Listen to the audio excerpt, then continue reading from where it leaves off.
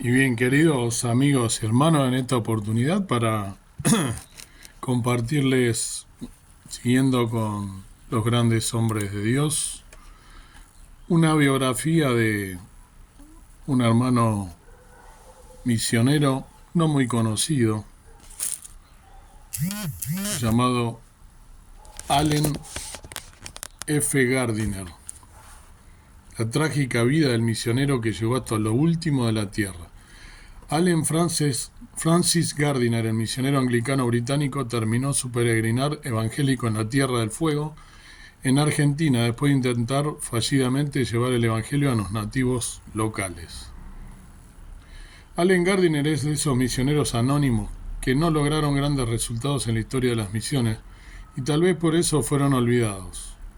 Pero como muchos siervos silenciosos, fue un hombre perseverante y fiel al llamado de Dios. Renunció a una excelente carrera militar y se entregó a la obra misionera por completo, soportando muchas derrotas, pero alcanzando la victoria en el final. Infancia y juventud. Allen Francis Gardiner nació el 28 de junio de 1794 en la pequeña aldea de Basildon, condado de Berks, a 80 kilómetros al oeste de Londres. Fue el quinto hijo de Samuel Gardiner y Mary Bodham, de quienes recibió una buena educación cristiana. Desde niño ya tenía una pasión por el mar y solía jugar en su dormitorio a ser marinero. Estaba fascinado por las historias de Mungo Park, el famoso explorador británico que recorrió el río Níger y el Golfo de Guinea. Una noche su madre lo encontró durmiendo sobre las tablas del piso, porque quería acostumbrarse a la vida de marinero. A pesar de la oposición de su padre, finalmente cumplió su deseo y a la edad de 13 años ingresó al Colegio Naval de Portsmouth. En 1810 Allen Gardiner hizo su sueño realidad y se hizo a la mar por primera vez. 4 años después, vivió su primer combate naval en el Océano Pacífico, a la altura de Valparaíso. Su excelente desempeño le valió premios y una promisoria carrera militar, aunque sus logros se vieron opacados por la dolorosa noticia de la muerte de su madre. Regresó a Inglaterra y permaneció con su padre unos meses hasta que nuevamente fue llamado a cumplir su deber en los mares. Su padre le dejó una carta antes de partir y también recibió otra de una mujer cercana a la familia que había acompañado a su madre en sus últimos días. Ambas cartas lo animaban a volver a Dios y le contaban de las constantes oraciones de su madre por él. Aquellos mensajes calaron hondo en su corazón, pero el cambio le llevó un largo proceso. Su alma era como un barco a la deriva. A veces caían vicios usuales de la vida de marinero y en otros momentos la sensación de culpa le obligaba a buscar a Dios de alguna manera. Navegó por los océanos Índico y Pacífico, desde el Cabo de Buena Esperanza hacia Sri Lanka, Madrás, Penang, el estrecho de Malaca, Singapur, Macao y Manila, donde conoció varias misiones católicas que no le causaron una buena impresión. Luego pasó por Sydney y finalmente desembarcó en Chile y Perú, alrededor de 1821. En Lima visitó el tétrico salón donde la Santa Inquisición solía funcionar, acrecentando su desagrado con la religión. Por aquellos momentos el general San Martín se encontraba en Perú y había ordenado desarticular esas viejas instituciones del poder español. Gardiner llegó a conocerlo y describió al Libertador como un hombre de unos 40 años, alto, robusto, de un aspecto de continencia pensativa, algo melancólico, pero de una mirada profunda y penetrante.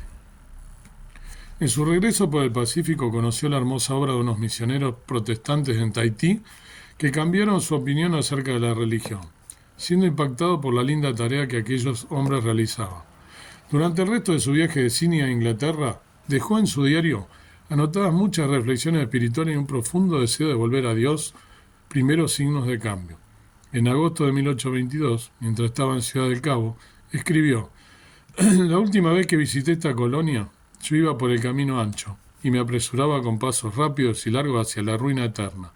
Bendito sea el nombre de aquel que nos amó y se dio a sí mismo por nosotros. Un gran cambio se ha producido en mi corazón y ahora soy capaz de sentir placer y deleite en oír y leer la palabra de Dios y en ocuparme a los medios de gracia». Su corazón había sido transformado. Gardiner se había encontrado con su Salvador. Al llegar a Gran Bretaña, estaba tan entusiasmado por su nueva vida que se ofreció como misionero a la London Missionary Society, con planes para alcanzar los pueblos del sur de Chile que había conocido en su viaje. Pero los miembros de la sociedad misionera no veían que las condiciones estuvieran dadas y decidieron declinar la propuesta.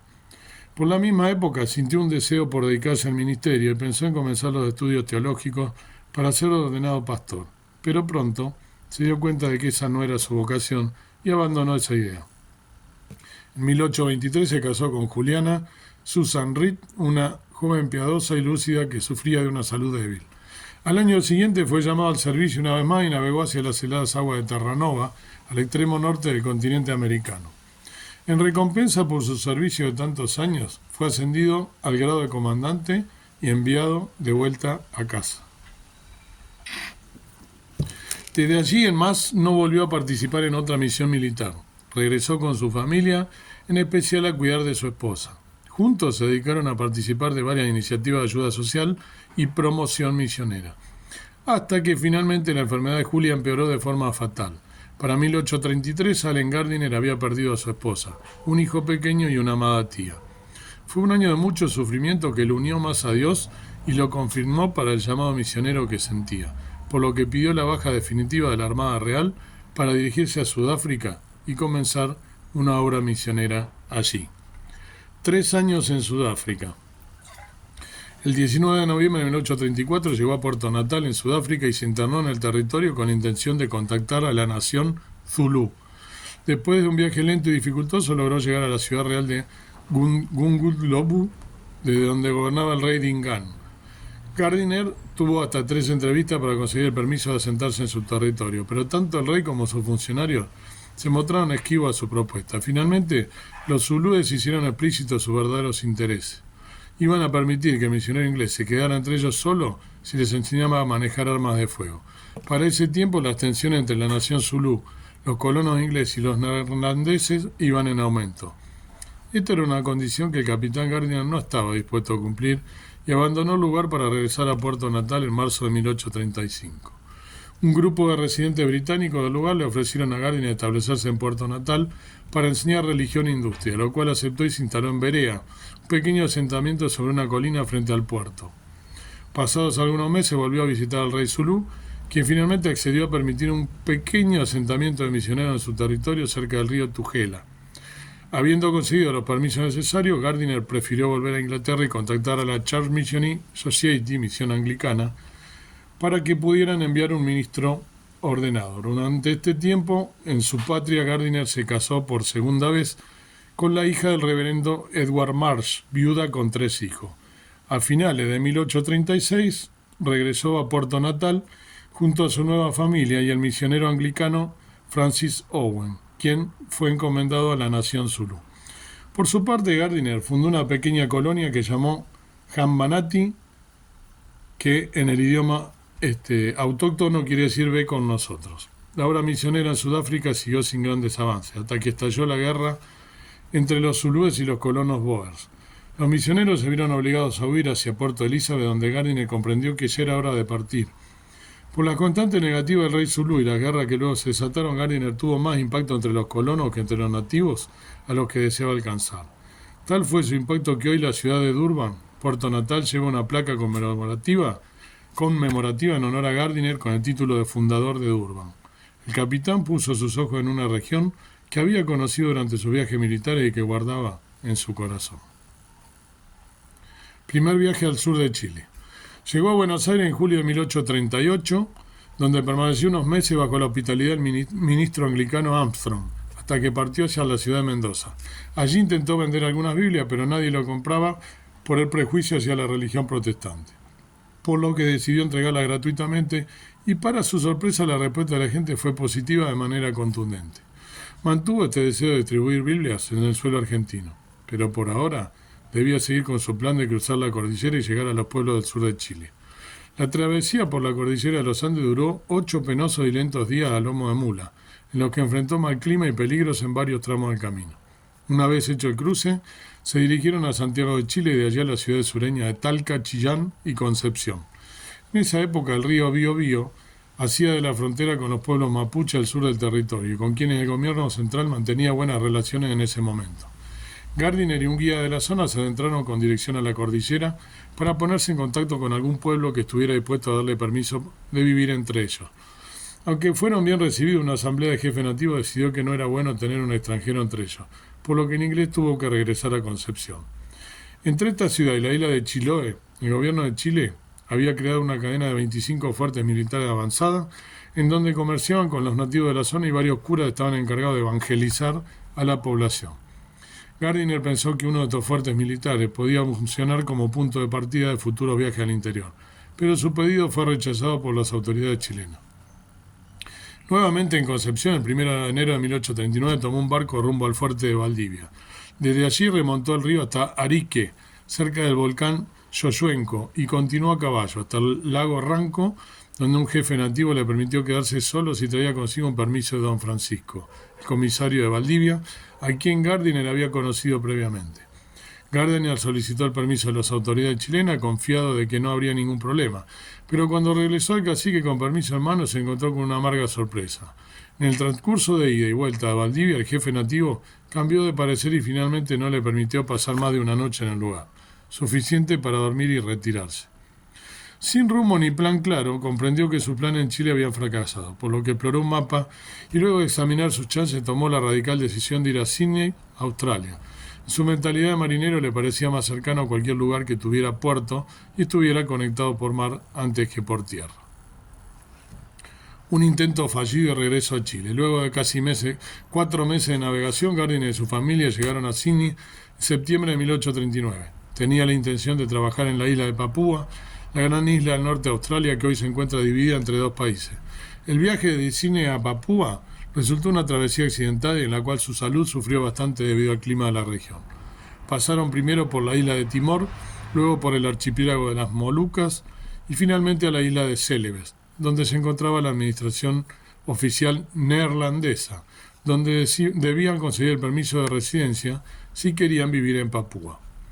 Luego de 6 días de espera, finalmente le comunicaron que desde hacía ya años ya no otorgaban el permiso a quienes no tuvieran ciudadanía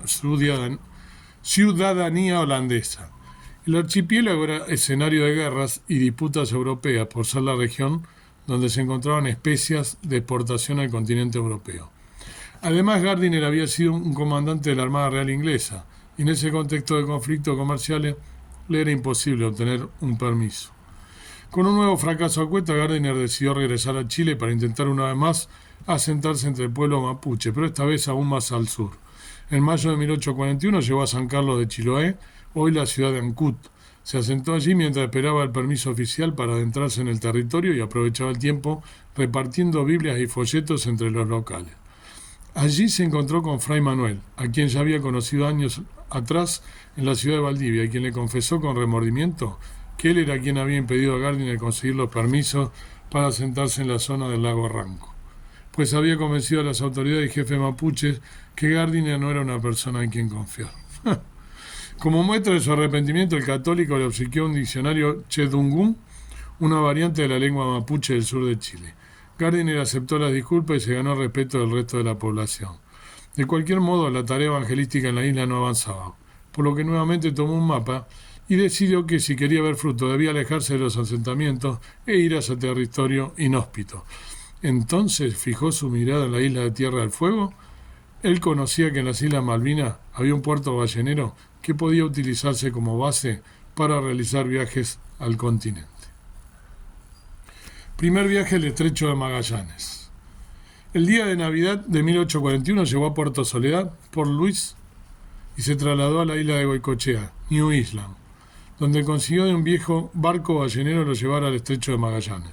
Gardiner y Johnson, una especie de criado que lo ayudaba en el viaje, llegaron a la orilla norte de la isla de Tierra del Fuego en la boca del estrecho, la boca este del estrecho, e hicieron fuego para llamar la atención y atraer a algunos nativos.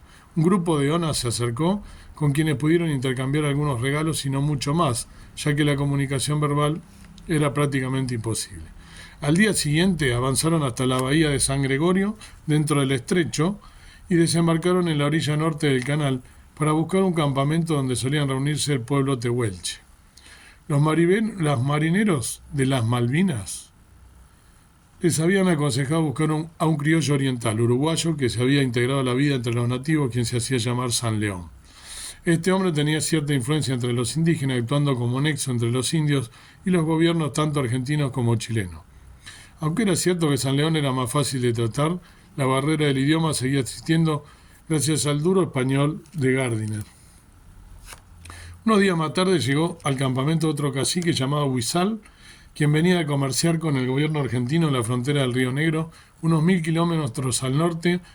Para sorpresa de Gardiner, entre los hombres del cacique Huizal se encontraba un afroamericano llamado Isaac William, que había desertado de un buque ballenero estadounidense que pasaba por el estrecho de Magallanes, y había buscado refugio entre los patagones, adoptando su cultura.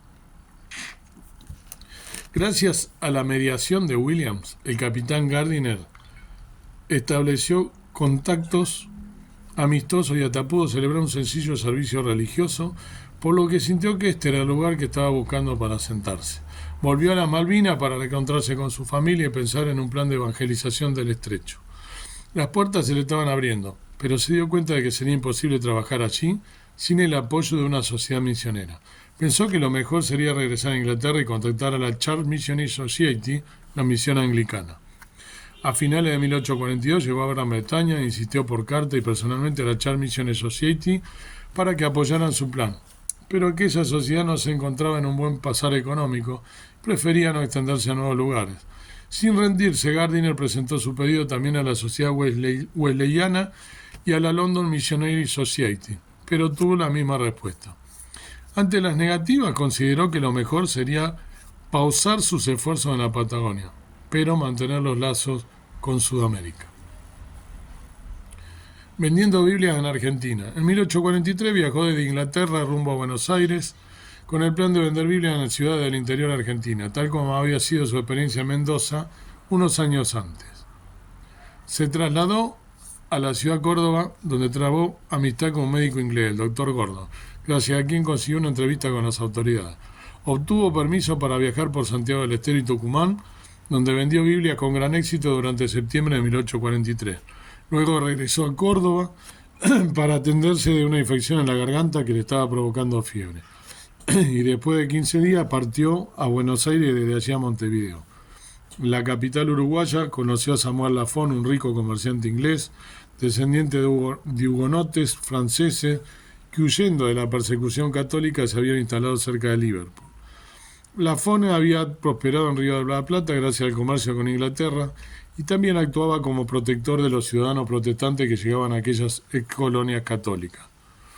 Gardiner le contó su plan misionero a la Patagonia y Lafon le aseguró que las iglesias protestantes de Buenos Aires, Montevideo y Río de Janeiro podrían aportar 100 libras esterlinas anuales para el desarrollo del plan. Segundo viaje al estrecho de Magallanes. Ya con un plan más claro, el capitán Gardiner regresó a su país en 1844, totalmente convencido de que la solución era formar su propia sociedad misionera. Se radicó en la ciudad de Brighton, donde fundó la flamante Sociedad Misionera de la Patagonia, siguiendo los mismos reglamentos y estatutos de la Sociedad Misionera Anglicana. Su principal objetivo era conseguir un ministro ordenado que quisiera participar y levantar fondos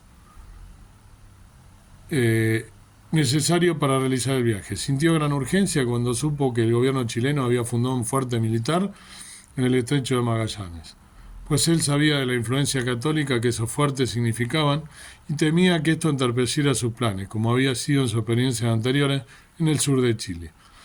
Aceptaron el ofrecimiento de Robert Hunt, un director de escuela que también ejercía como capellán, y junto a Gardiner atravesaron el Atlántico en febrero de 1845 hasta llegar a Puerto Oasis, en la bahía de San Gregorio, dentro del estrecho de Magallanes. En aquella inhóspita zona construyeron algunas chozas improvisadas donde abrigarse y esperar algún contacto con los nativos. Luego de varios días recibieron un desertor chileno quien le comentó que los patagones se estaban convirtiendo al catolicismo en masa, gracias a la labor de un cura en Puerto Hambre, el puerto chileno en el estrecho. Los temores de Gardiner se habían confirmado, por lo que decidió adentrarse en el territorio para encontrarse él mismo con los nativos. El viaje fue duro y penoso por el desolado paisaje patagónico, en especial para Hunt, quien no tenía preparación física ni militar, a diferencia de Gardiner. El capitán entendió que su compañero no podría avanzar mucho más en estas condiciones, por lo que volvieron a su choza de Puerto Oasis. Días más tarde encontraron a Huizal, el cacique que había conocido años antes, en un mal estado de salud y su tribu, disminuida por el hambre, azotaba la región. El otro cacique, San León, se había aliado con el gobierno chileno para conseguir comida y recursos a cambio de convertirse al catolicismo. En cambio, Huizal había deseado resistir por sus propios medios, pero era evidente que no lo estaba logrando. El cacique permitió a Gardiner quedarse entre ellos, según las viejas promesas que habían acordado la primera vez que se habían conocido. Pero, sorpresivamente, el cacique empezó a mostrarse violento en sus demandas, llegando incluso a amenazar a los misioneros a punta de cuchillo. Gardiner y Hunt tristemente entendieron que el trabajo iba a ser imposible estando ellos solos, sin medios para defenderse de las amenazas.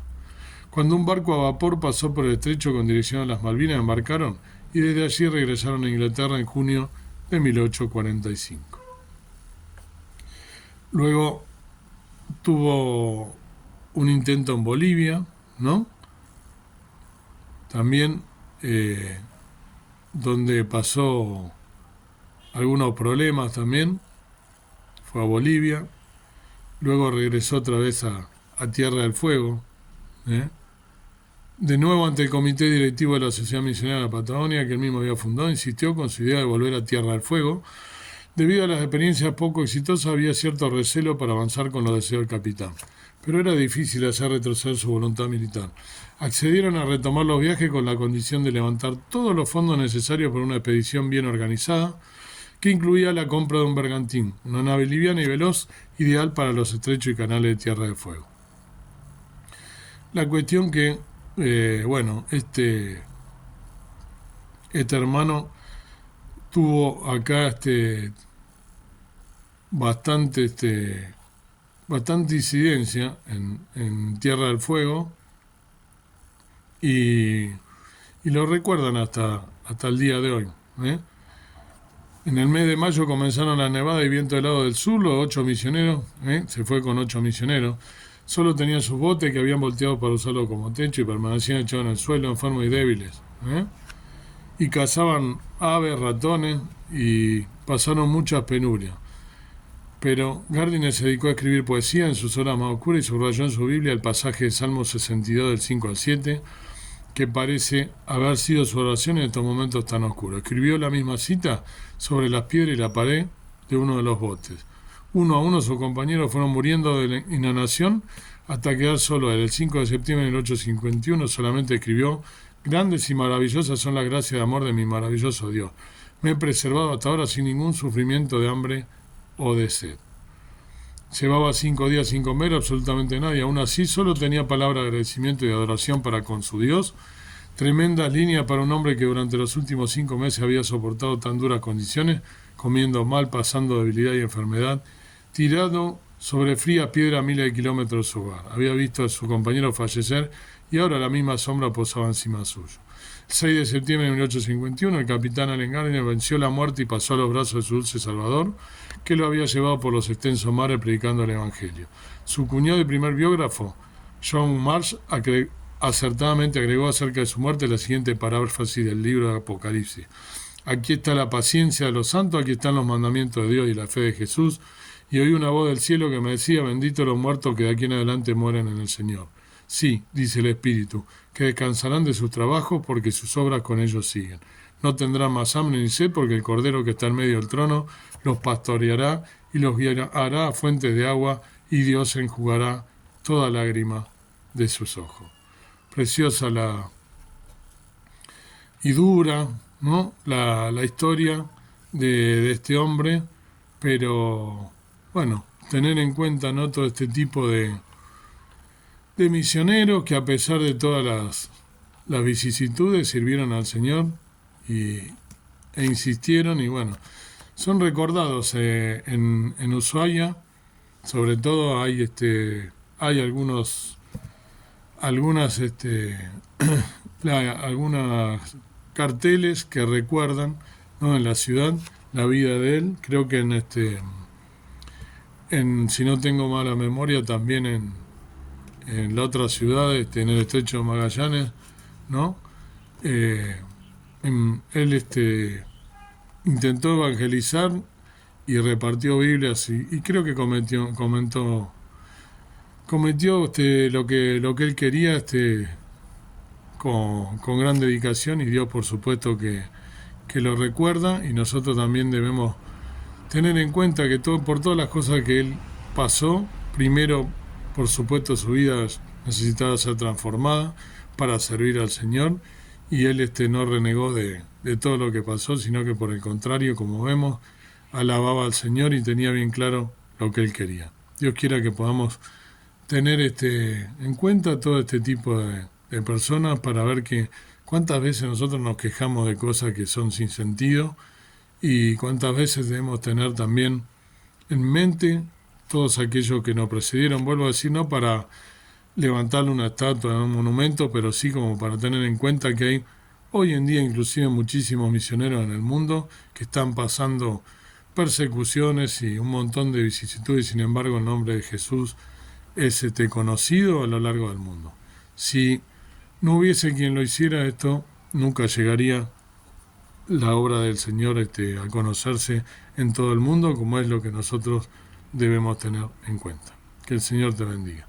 Dios y Padre, una vez más, gracias por estos pensamientos, gracias por estos hombres que nos precedieron, tan importantes, siervos de Dios, que tú los protegiste a pesar de todas las vicisitudes y que dejaron en alto el nombre de Jesús. Que nosotros también podamos hacerlo y serte fieles hasta el día de tu venida. En el nombre precioso de Cristo, nuestro amado Salvador. Amén.